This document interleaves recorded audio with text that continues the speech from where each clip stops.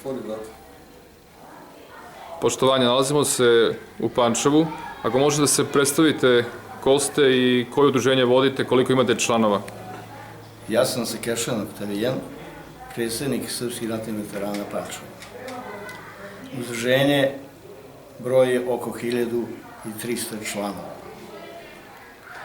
Ovaj današnji dan koji smo posvetili deci i veteranima smo odradili, ja mislim, onoliko koliko je mogo da se odradi. Zadovoljan jesam odzivom. To je to.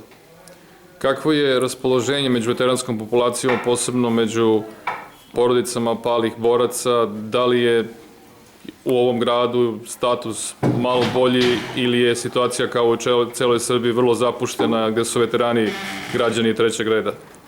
Nažalost, sve je isto kao u celoj Srbiji. Posebno smo pokrenuli jednu stavku sa mrtve tačke, podizanje spomenika palim borcima.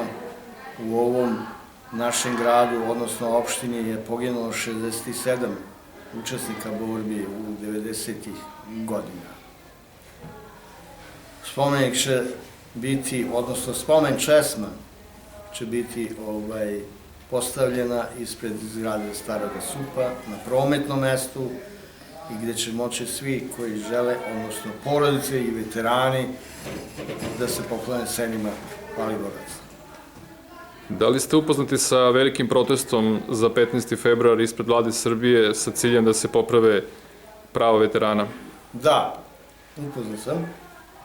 S tim što je to moglo mnogo i ranije da se desi, ali nikad nije kasno.